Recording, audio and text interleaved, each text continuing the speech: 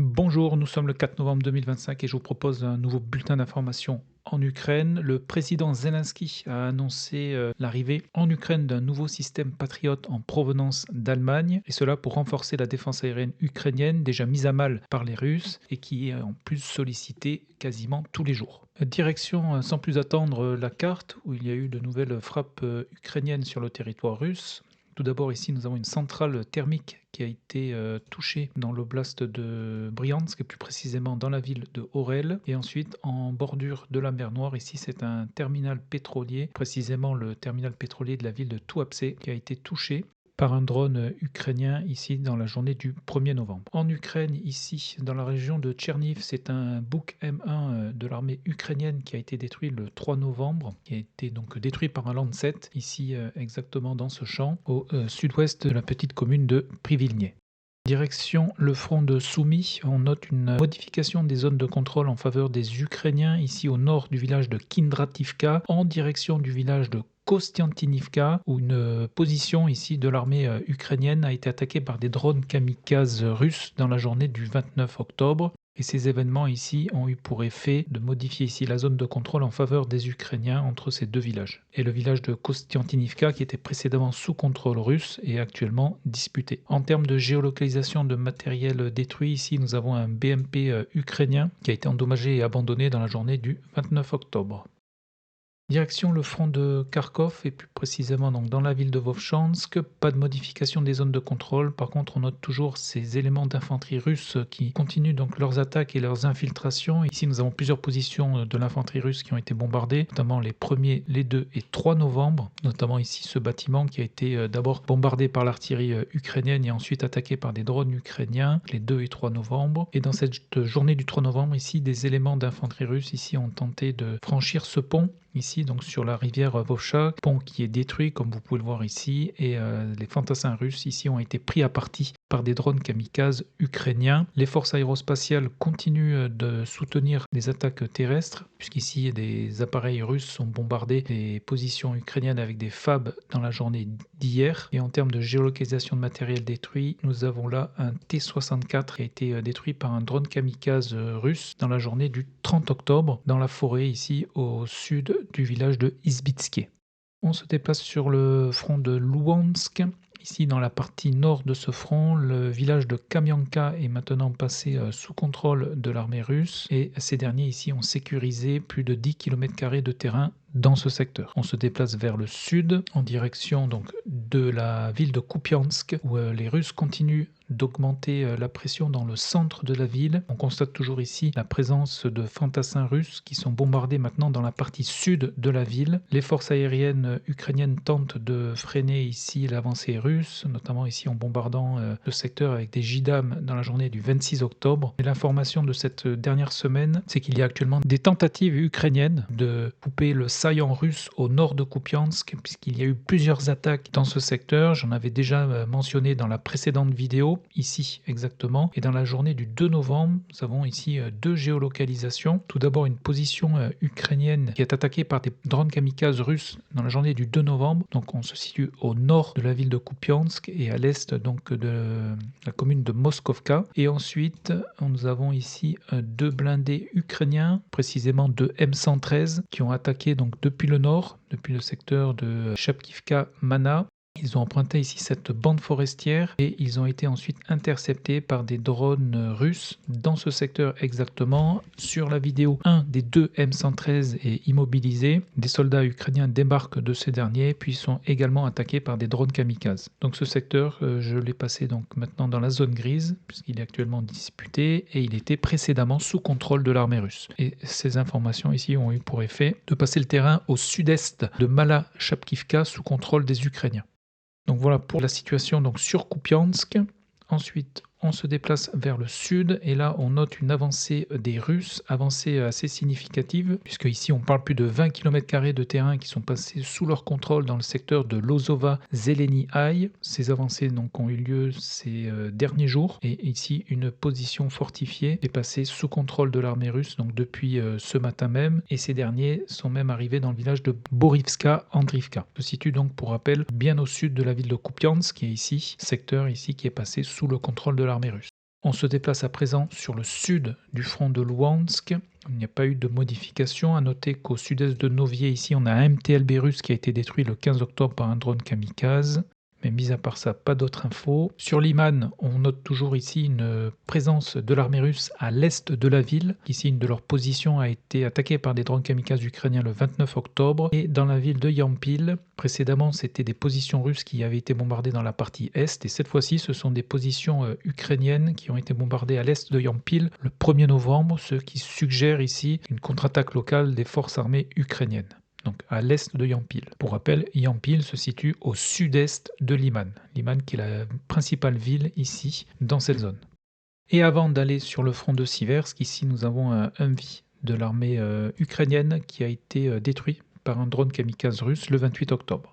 Nous arrivons maintenant sur le front de Siversk, où là on note plusieurs avancées russes, notamment au nord de la ville même de Siversk, puisque pour rappel, Siversk se trouve ici, et ainsi qu'au sud, où on note des avancées dans le secteur de Vimka, ainsi que sur le sud de Vimka, et également au nord de Pereiznie, ici en direction de Zvanivka. Alors on va commencer sur la partie nord. Ici, une position russe a de nouveau été bombardée dans ce secteur, ici, le 28 octobre. Ce n'est pas la première fois qu'on géolocalise des unités russes dans ce secteur. Et sur la partie sud, ici, à l'ouest de Siversk, les Ukrainiens ont perdu 2 blindés, un Striker qui a été détruit le 11 octobre, et ici, c'est un Max Pro qui a été détruit le 31 octobre. Ensuite, sur la partie sud, et là, c'est toujours l'infanterie russe qui progresse et qui permet donc à l'armée russe de prendre du terrain, notamment ici avec plusieurs unités russes qui sont bombardées. Et ici, dans cette vidéo qui a été publiée le 29 octobre, on peut voir ici un sapeur russe détruire l'abri souterrain ici qui était occupé par des soldats ukrainiens. Donc les combats sont en cours ici avec des gains de terrain au profit des Russes. Comme vous pouvez le constater ici, la pression augmente sur le village de Zvanivka depuis l'est, mais également depuis le sud, ici où une position russe a été bombardée le 29 octobre.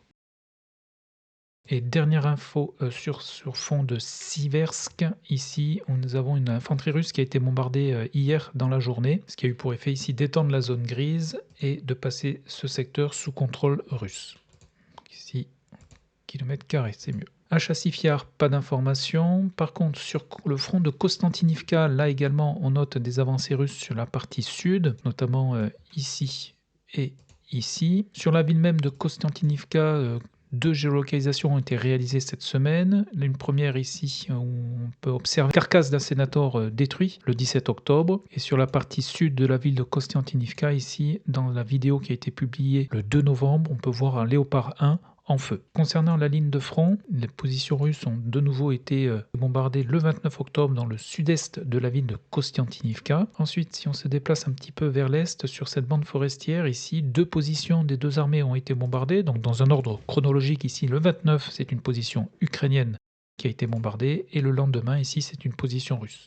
Donc je laisse ce secteur pour l'instant dans la zone grise. Ensuite, sur le village de Ivanopilia, ici, nous avons assisté à une attaque de plusieurs blindés russes en date du 31 octobre dans ce secteur. Pour l'instant, ici, nous avons une seule géolocalisation d'un T-72 russe qui a été détruit lors de cette attaque. Et cette dernière a permis aussi aux Russes de sécuriser cette partie du terrain qui comprend plusieurs positions fortifiées. Nous en avons une ici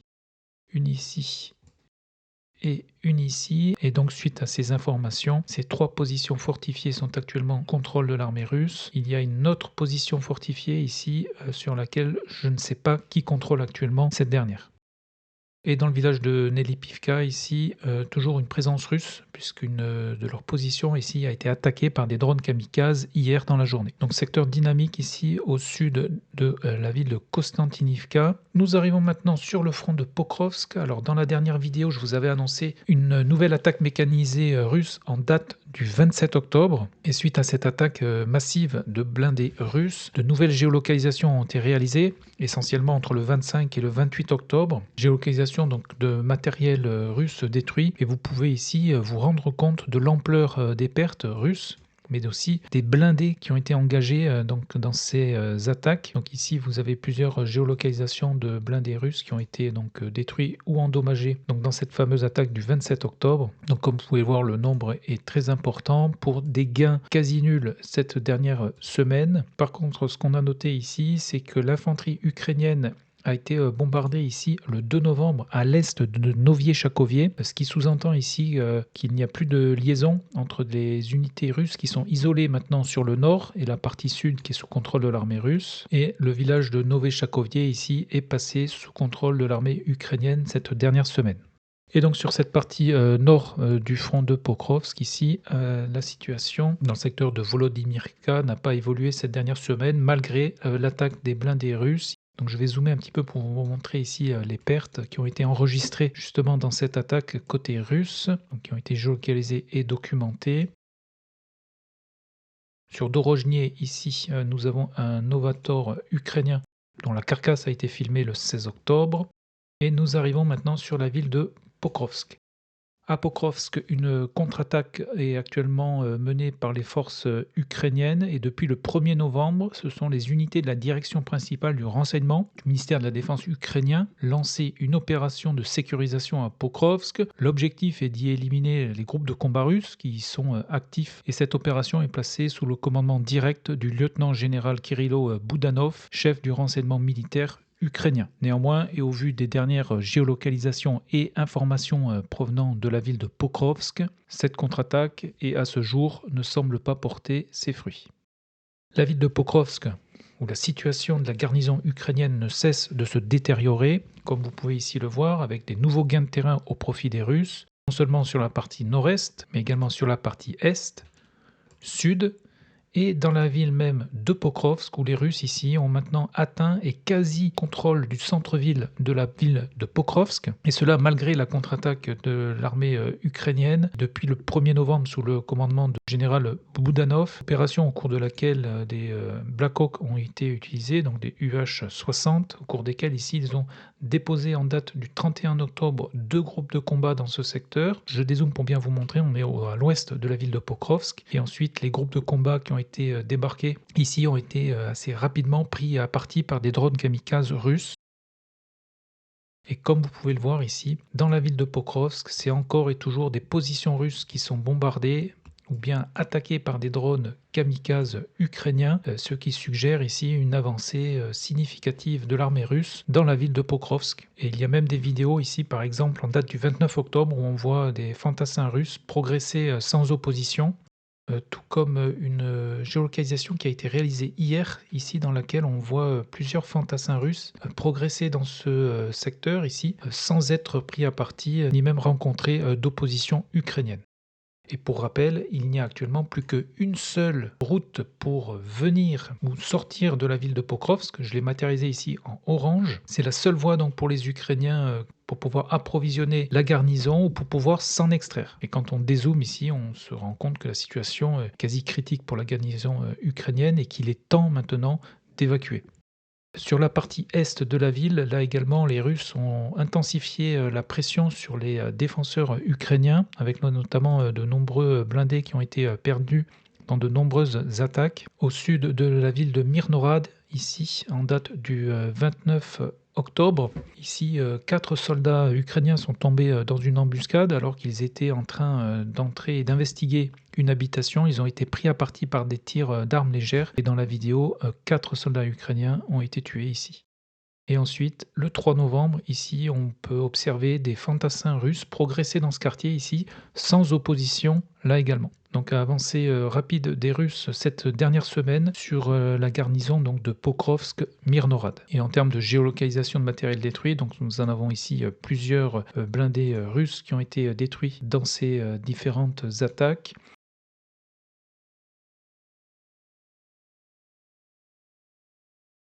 Et quant aux Ukrainiens, ils ont également perdu ici un Senator le 28 octobre, détruit par un drone kamikaze.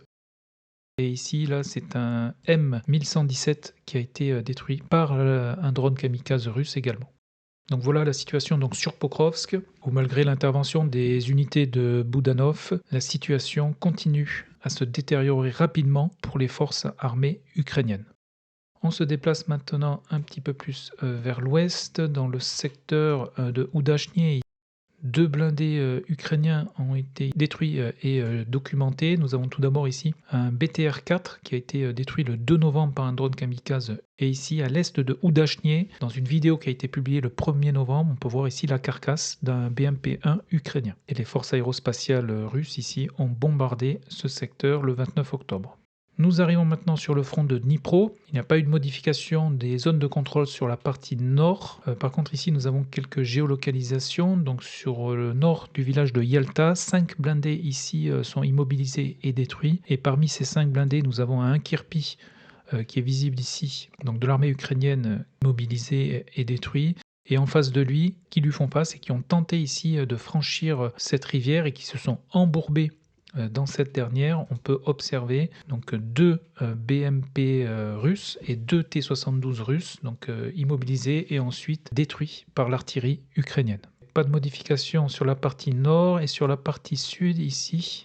Au sud de Orestopil, ici, un VBL ukrainien a été détruit le 22 octobre par un drone kamikaze russe. On se déplace un petit peu vers l'ouest où on note là de nouvelles avancées russes, et notamment ici, alors tout d'abord dans le village de Vishnevie, le 29 octobre. Il y a eu donc plusieurs drapeaux russes qui ont été hissés. Et 2 jours plus tard, c'est dans ce village ici, situé donc au nord de Vishnevie, où l'on peut voir la présence de soldats russes. Et dans cette même journée du 31 octobre, ici, une vidéo a été publiée dans laquelle une Evassan a été effectuée grâce à un drone terrestre qui a ensuite évacué le blessé dans un M113, donc suite aux combats qui ont eu lieu dans ce secteur.